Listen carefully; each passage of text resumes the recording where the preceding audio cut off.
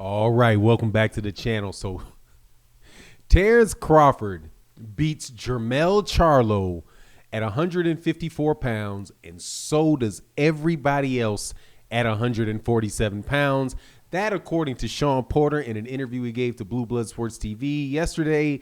And I got to say, man, I like me some Shawn Porter, but that imagination is working overtime.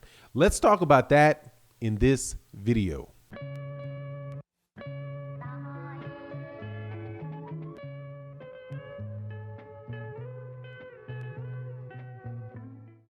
All right, welcome back to the channel. So, Shawn Porter was on an interview with Blue Blood Sports TV, and he gave a very, very, very, very good interview. Love Shawn's insight, obviously being a world-class fighter, obviously one of the best fighters in the world. He's going to see things in the ring that really, that normal people cannot see because of the amount of experience that he has. However, there are other people like Shawn Porter that will disagree with Shawn Porter. So at the end of the day, who you think wins fights and all that is subjective up until the time when they actually get in the ring and you see what happens. And even then, the second fight might turn out different than the first. You never know. That is one of the beautiful things about boxing. However, Shawn Porter saying that everybody at 154 pounds can beat Jermell Charlo, to me sounds like, why don't you go up there and try it?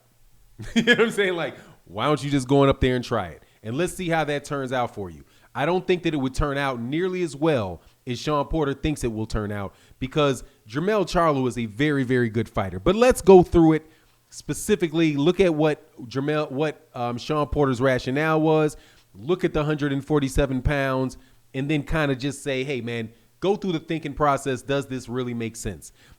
So Shawn Porter says that Jermell Charlo really can't handle the movement that you get from guys at 147 pounds. He said that he saw with Tony Harrison that Jermell Charlo had some difficulties with Tony Harrison and the movement of Tony Harrison. So then he rationalizes that the people at 147 pounds who are very, very good fighters and by and large are a higher quality of fighter than the ones at 154, that he believes then that because the 147 pounders move more quickly than 154 pounders do, that these more skilled fighters at 147 will move up and take over 154. And to that I say, let's see you do it, because that is a lot easier said than done. And let me tell you why that is. Well, first, the 147 pound division is the deepest division in boxing. 100% for sure. Shawn Porter's correct about that. At the top, there's no weight division in boxing that has the talent on the top of that weight division that the welterweights do. From Errol Spence Jr. to Terence Crawford, Manny Pacquiao, Shawn Porter, Danny Garcia, Keith Thurman, Ennis, Virgil Ortiz, Yordenis Ugas. I'm sure I said Terence Crawford. If I didn't already say Terence Crawford, dude, it's like 10, 11 deep. It's like 10, 11 deep in 154 pounds. At 147 pounds. And most of the top guys at 147 pounds really do have, reasonable arguments that they can make for being in the Hall of Fame when they get done with their career. Definitely guys like Shawn Porter, Errol Spence, Manny Pacquiao's a shoe-in, right? Terence Crawford is in that conversation. Danny Garcia might even be in that conversation, especially if he's able to beat Errol Spence Jr. in this fight coming up. But, so what he's saying about 147 pounds, that makes a lot of sense. I think that is very valid. However, just because because you got, 135 pounds is more deep and has better fighters that, apparently at the top than 140 doesn't mean that Teofimo Lopez is going to walk up there and beat Jose Ramirez. And in fact, he might get beat up by Jose Ramirez. And it definitely doesn't mean that Vasily Lomachenko could have moved up another weight class and went up there and beat Regis Prograis or Josh Taylor or Jose Ramirez, because, he came down, from 126 to 130 to 135, right? Who's at 130? Gervonta Davis can win belts at 130. I think he is the best 130-pound fighter. He might be the best 135-pound fighter. But can he go up there and beat the 140s in his third weight division? I'm not so sure about that. I'm not so sure about it because these guys start getting big. So that's why I'm saying, I don't know about this. First of all, if Jermell could beat 147 pounds for all of the reasons that I said, right? That it's the big money division. I don't think I've even said that. The fact that it is the one of the big money divisions in boxing, behind the heavyweight division, ahead of the ahead of the middleweight division, right? But it's one of the big cash cow divisions in boxing. If Jermell Charlo could make that weight, I'm sure Jermell Charlo would fight at 147 if he could do it. But he can't do it. You know why he can't do it? Because he's too big. It doesn't have anything to do with the skill level. It has everything to do with the size of the man and the fact that he can't make 147 pounds. If you've ever seen him stand next to Errol Spence Jr., you'll see how much bigger he is than Errol Spence Jr.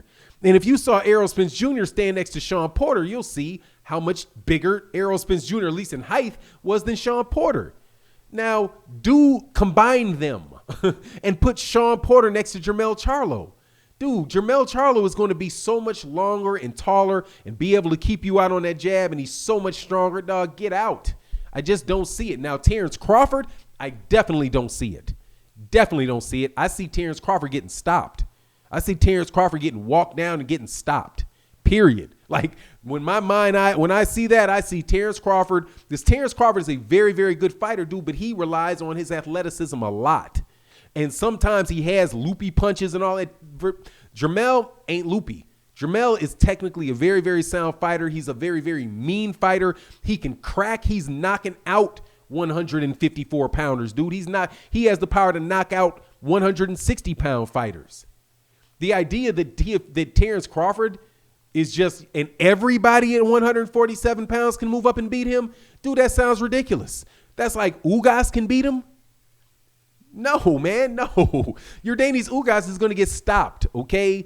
Virgil Ortiz is going to get stopped. Danny Garcia is going to get stopped.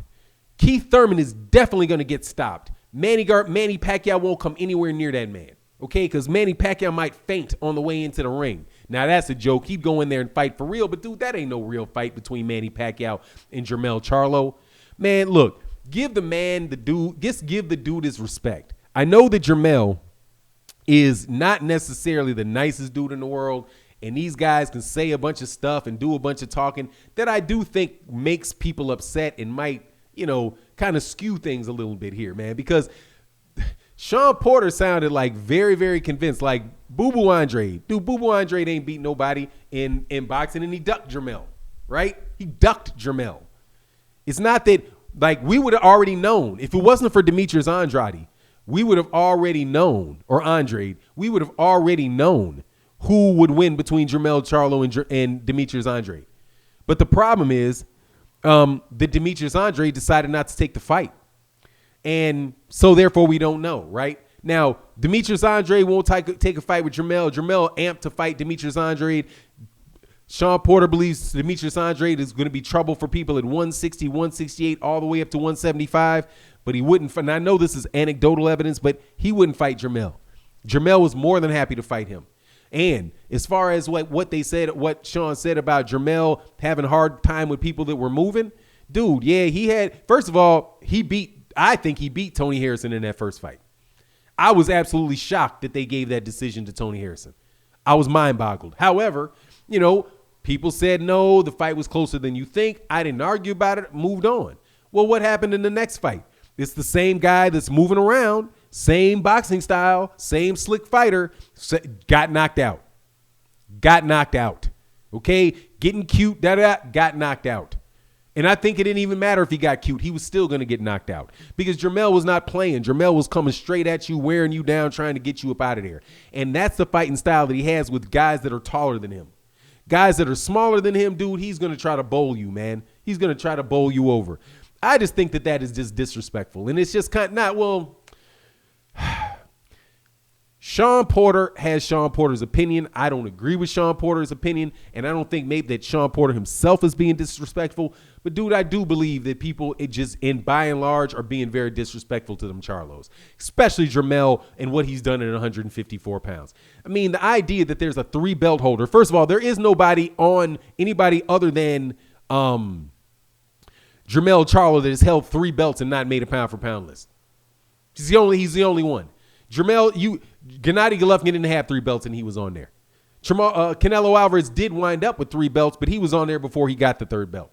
before he got the second and the third belt. As soon as Teofimo Lopez beats one guy, gets 3 belts, he's on the list. But no Jermell Charlo, right? And now